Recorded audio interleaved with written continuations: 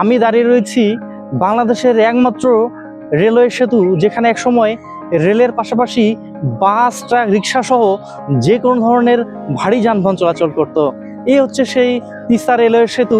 আমার পিছনে ট্রেন চলে আসছে, আপনারা দেখতে পাচ্ছেন। এই রেলওয়ে সেতুটিতে একসময় বাস, ট্রাক, রিক্সা সহ সব ধরনের যানবাহন চলাচল করত। এই যে চলে এসেছে ট্রেন।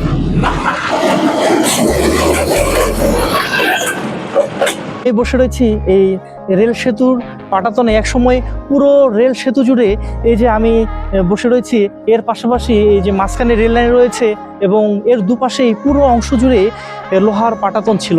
এবং এই পাটাতন হয়েই যে কোনো ধরনের যানবাহন, ট্রেনের পাশাপাশি বাস, ট্রাক, রিক্সা সহ সব ধরনের যানবাহন এখানে চলাচল করত।